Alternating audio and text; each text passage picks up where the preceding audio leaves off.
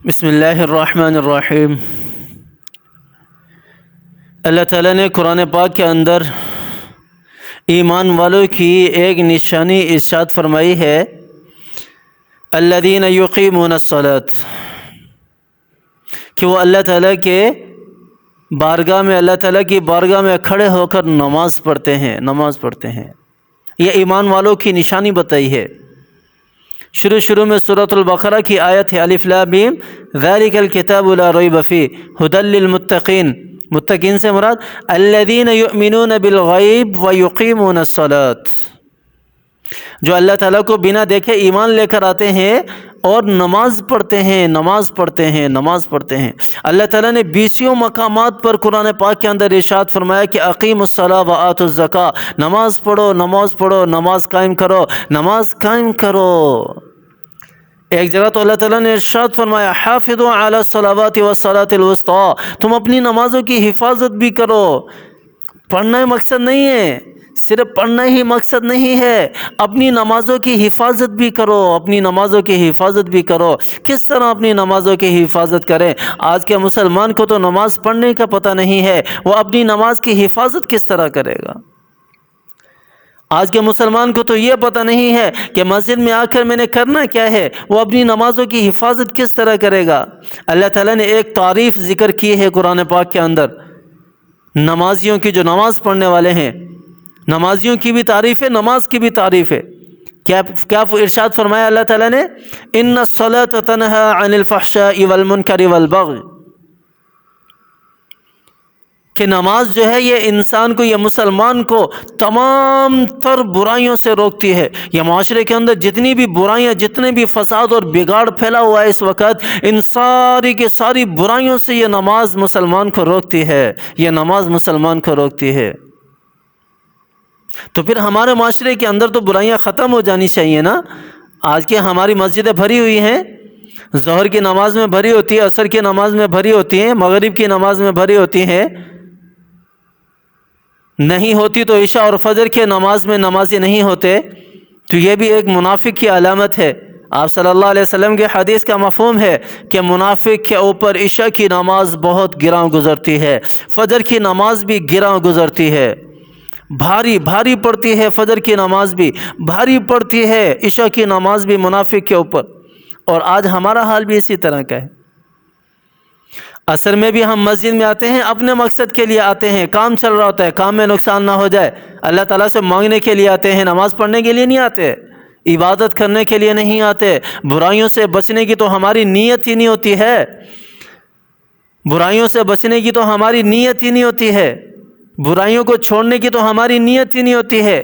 مجھے بتائیں کہ کون سا تاجر ایسا ہے جس نے آج تک یہ نیت کر کے نماز پڑھی ہو کہ یا اللہ مجھ سے جھوٹ چھٹ جائے، میں جھوٹ بولتا ہوں اپنی تجارت میں، میری تجارت کا مال سارا کا سارا بکتا ہی جھوٹ پر ہے، کوئی ایسا بنا دے مجھے کہ جھوٹ میرے اندر سے صفا نکل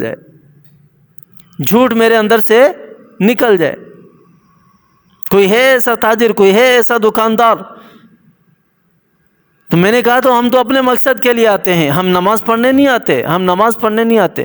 بہت سارے ایسے ہیں جو اپنے مقروضوں کو یاد کر رہے ہوتے ہیں کہ میں نے فلاں سے اتنا قرض لینا ہے، فلاں سے اتنا قرض لینا ہے، یہ سارا سیٹ اپ اس کا نماز کے اندر۔ ایک بہت اچھی کہاوت بھی ہے کہ ایک دفعہ پیش امام جو ہے وہ نماز میں بھول گیا، 3 رکعتیں پڑھا دی تو پیچھے سے ایک مقتدی نے کہا کہ مولوی صاحب آپ نے 3 رکعتیں پڑھائی ہیں، باقی کوئی نہیں بولا، کیونکہ کسی کو پتہ ہی نہیں ہوتا ہے کہ نماز میں ہم نماز پڑھنے آئے یا کیا کرنے آئے۔ تو مولوی صاحب بڑا حیران ہوا کہ اس بندے کو کتنا نماز کے اندر مشغول تھا، کتنا نماز میں مگن تھا کہ اس کو پتہ ہے کہ کتنی رکعتیں پڑھائی ہیں، کتنی نہیں پڑھائی۔ تو مولوی صاحب نے پوچھا آپ کو کیسے پتہ چلا؟ تو اس اللہ کے بندے نے کہا کہ میری 4 دکانیں ہیں، میں اپنی 4 دکانوں کا ایک رکعت میں حساب کرتا ہوں۔ آج میں نے 3 دکانوں کا حساب کیا، میری 1 دکان کا حساب رہ گیا۔ یہ تو ہمارا حال ہے، ڈوب مرنے کا مقام ہے۔ اللہ تعالیٰ نے تو نماز کو ایسا بنایا ہے، ان الصلاۃ تنہی عن الفحشاء والمنکر والبغی، کہ نماز جو ہے یہ ساری کی ساری برائیوں کو ختم کرتی ہے، اور جو سب سے بڑا گناہ ہے، جو سب سے بڑا گناہ ہے جس کے بارے میں اللہ تعالیٰ نے ارشاد فرمایا ان اللہ لا یغفر ان یشرک بہ ویغفر ما دون ذلک لمن یشاء، جو سب سے بڑا گناہ ہے جس کے بارے میں میرا اللہ ارشاد فرما رہا ہے کہ میں وہ گناہ کبھی بھی معاف نہیں کروں گا، کبھی بھی معاف نہیں کروں گا۔ یہ نماز انسان کو اس گناہ سے بھی بچاتی ہے۔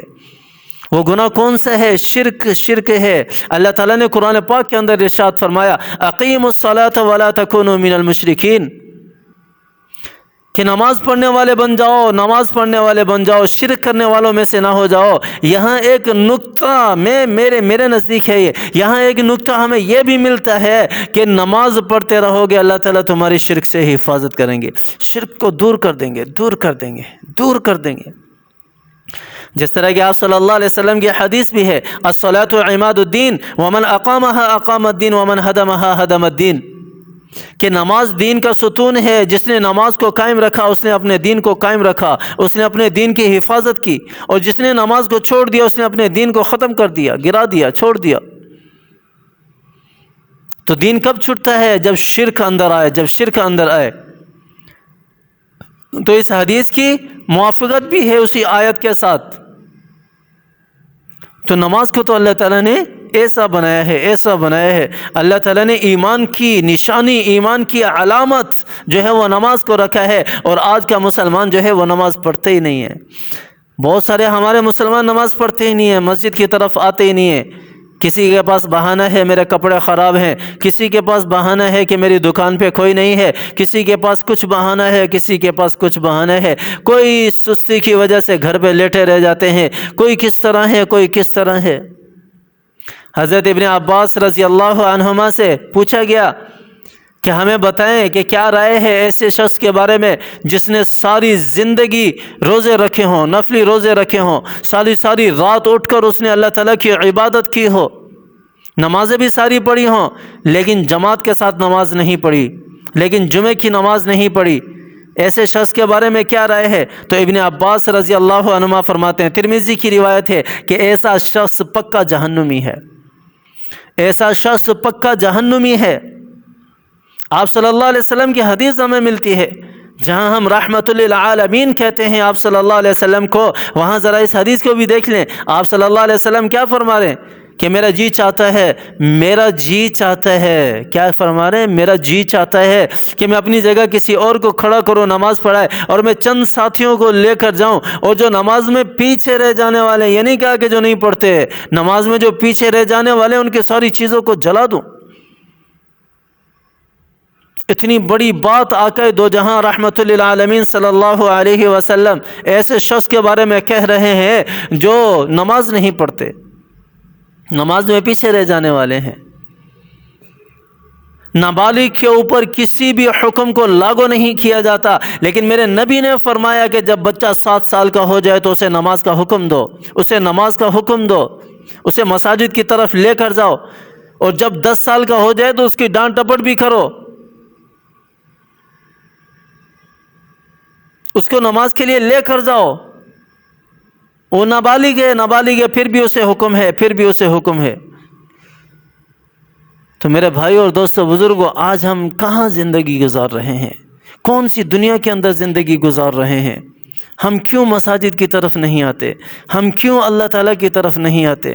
مساجد میں آئیں، اور نماز جو پڑھتے ہیں ان سے بھی گزارش کرتا ہوں کہ وہ نماز کو نماز سمجھ کر پڑھیں، اللہ کی عبادت سمجھ کر پڑھیں، اپنے مقاصد کو نہ لے کر آئیں، اپنے مطالب کو نہ لے کر آئیں، اللہ تعالیٰ کے سامنے اس طرح کھڑے ہوں جس طرح کہ آپ صلی اللہ علیہ وسلم نے فرمایا ان تعبد اللہ کأنک تراہ فإن لم یکن یراہ فہو یراک، کہ اللہ تعالیٰ کی عبادت اس طرح کرو گویا کہ تم اللہ تعالیٰ جو ہے وہ عبادت کرنے والا اللہ تعالیٰ کو دیکھ رہا ہے۔ اور اگر یہ کیفیت بھی اختیار نہیں ہو سکتی تو دوسری کیفیت عبادت کی یہ ہے کہ مالک جو ہے جس کی عبادت کی جا رہی ہے وہ عبادت کرنے والے کو دیکھ رہا ہے۔ اس کے علاوہ تیسری کوئی کیفیت نہیں ہے عبادت کی۔ ہمارے پاس نہ پہلی ہے نہ دوسری ہے، نہ ہمارے پاس پہلی صفت ہے عبادت کی نہ دوسری ہے۔